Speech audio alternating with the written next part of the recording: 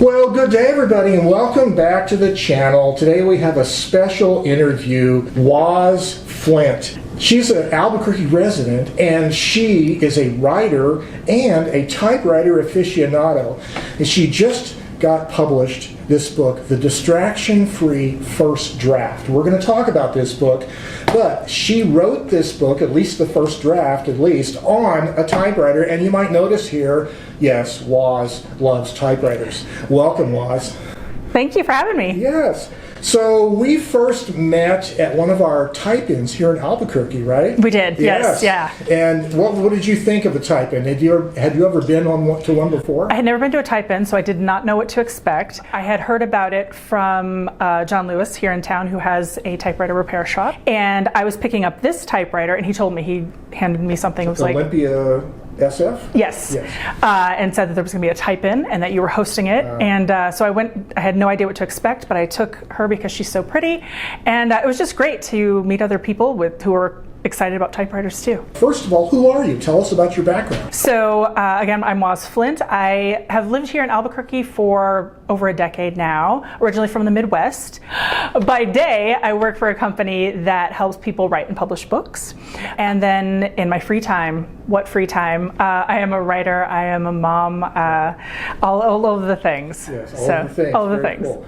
So how long have you been writing? Oh my gosh, writing, my goodness, since I could write. I still remember my first official piece. I was about 5, so I've been writing since I was little. Very cool. Yeah.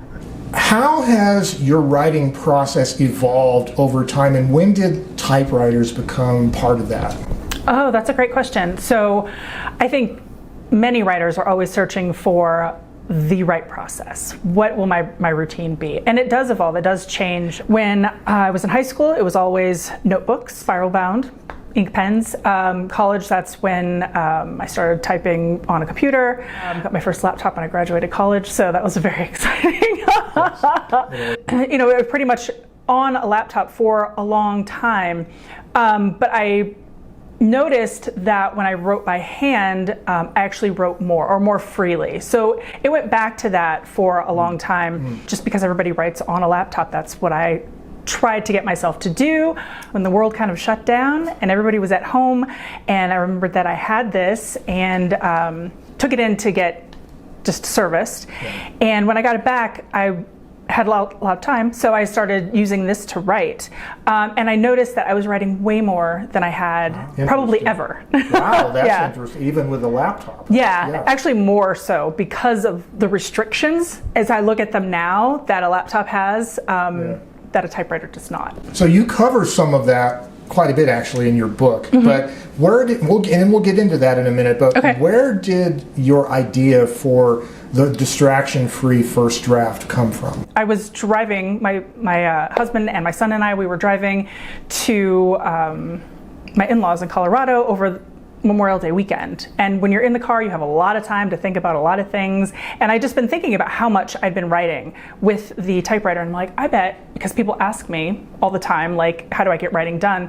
I could write about this, and the idea just kind of came to be. That's really how it happened. That's cool. It's like shower thoughts. Yes. So you mentioned you started maybe, of course, with spiral notebooks and pens, but are there any other analog writing tools that you would recommend to the fledgling writer who wants to, besides pen and paper and certain kinds of notebooks, or? Oh gosh, I should have had them out. For ideas, I always carry around a field notes. That's nice. That is my favorite. Yeah. I guess it doesn't have to be field notes. I just love them so much. I have several of those going all of the time.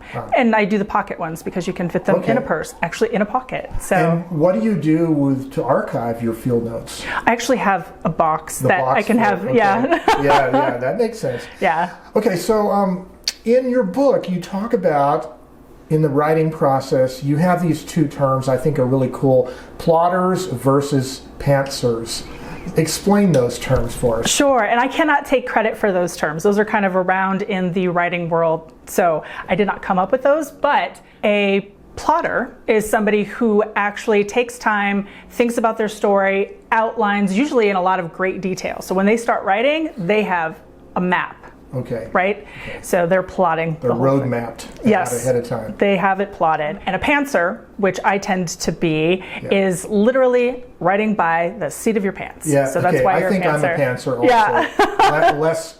less organized than the plotter for sure. Sure. Another interesting thing in your book, on page 70, you have this idea of you can type up a loose outline with your typewriter, like in the real early stages of, if you're a plotter, let's say you're plotting the plot, so that's why they call it a plot. Yes. And then you can input those into some form like Google Docs or some other digital form, online form. How have you found it mixing analog and digital media for writing? How does that work for you, and how do you do it? I think it's wonderful. I really like doing it. I mean, I love, again, typing on a typewriter. It's like an experience like no other. For the ease of being able to carry your ideas to different places and have move them around, if you will, I think it's fantastic. So I do type out a rough outline on a typewriter. Then I go into, I like to use the Notes app, and then I just stick them in there. And I do that because if I'm going to go somewhere out of the house to type, which I do often because there's a lot of distraction at home, then I can refer to something. Oh, nice. So that's your digital note-taking method, right? Yeah, and I can move things around that way instead of like scribbling and moving things. Very cool. Yeah. So you first found this first typewriter at John Lewis's shop, is that right? Or no. Tell us how you got into your collection. Tell us about your collection. So this particular typewriter, so this was when my son was a baby. So we were looking for something to do. We came down here, we were at some of the different shops on Central, and this was in one of the shops. And I thought it was so beautiful, left without it. And then my husband went back and got it as a gift later. And at the time it was just because as a writer, like it was more symbolic than it was going to be an actual tool. Right. And that was about a decade ago. So it sat on a shelf as a symbol for a very long time. Oh, yes. But then during the pandemic. Yes. That is very cool, because I've seen a lot of writers, even famous journalists, right? And they'll have a symbolic typewriter on the bookshelf behind them as a prop. Sure. But it's great to see, you using it. Now, you have a collection. How many do you have? Currently, in my personal collection right now, I have about 22. Ah. Yeah. Wow. So this is another of your favorites, the Galaxy? Yes, this is the one that the first draft of my book was written on. Oh, very So these nice. these are very special cool. ones here. They are special. Yeah. Okay, so I collect typewriters. I also try to write, but how do you stay focused on being a writer and not just obsess over being a collector of typewriters? No, that's a tough one, especially once I first got the typewriter bug. It was like, oh, I want to collect them. I want to, I was going all over town, like picking them up like little orphans and giving them home. As a writer first and a collector second, it was always going to be about the writing. So there are so many beautiful typewriters out there, and all of them in my collection I want to use. I don't use all 22 on a regular basis, but I use them for different reasons. And so if it's not being used, I do try to find a new home for them because I want them to be used. That's great. Yeah. So throughout your book, you offer tips on writing, and you kind of offer the idea of keep writing, pushing through, and keep going. I really appreciate that idea. Tell us about the advantages of writing through the typographical errors and all that, in spite of that. Tell us about that, because that's so important, I think. It is so important, and I think for many of us, especially living in the digital world that we live in, it's tough to do that. And I think that's probably why I wrote less in the first draft stage on a laptop, because I was massaging the same few sentences over and over and over again. But with a typewriter, you can't do that. You just get the thoughts down, and I might be like, oh, that's not what I meant. Oh, that's okay. Just keep writing. Continue with an idea. Don't worry about misspellings. Don't worry about any of that, because you can always change that in revision. The hardest part for so many writers is to get the ideas down. And on a typewriter, you have no choice but to just keep going. Well, that's true. In my own case, I've gone through phases of massaging the first ideas, and you end up just spinning your wheels on a couple pages, rather than just moving forward, like you say, and getting it all down first, and then you can massage the style of it, or however you want to do it. Yes. Yeah.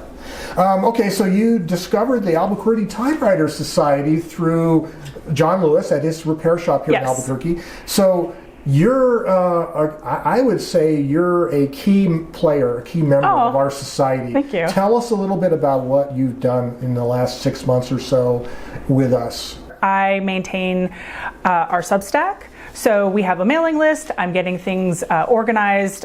You're writing great articles. Then I edit, get them out, get them sent out. And then also helping to organize like ideas of what else we want to do in the community. Right. What other events do we want to have? Who do we want to reach out to? Like, yeah, exactly. what do we want it to be? You're going to be doing a workshop this coming spring in 2024 with a writers group, right? Yes. Tell us a little bit about that. And so, so the workshop that's going to be happening with the writers group here in town is introducing writers to typewriters as a tool to get especially first drafts done. Oh, that's good. And I think that I know a writer who's already going to go, and they do have a typewriter, and they're so excited because they've been talking about typewriters with writers for a long time. But again, it feels for a lot of writers, it's like this is big and bulky and antiquated, and why would I want to do that? So it's actually sitting one down in front of them and saying, like, check this out. Right. It can be so magical. So are there any new writing projects that you're working on? I always have more than one project going at a time just because I need that different parts of my brain doing different things. So I am working on something that's fiction right now. It's actually young adult fiction, and that's coming together. Oh, good. Yeah, good, it's coming together. That's really exciting to see. So the distraction-free first draft, where can we get your book?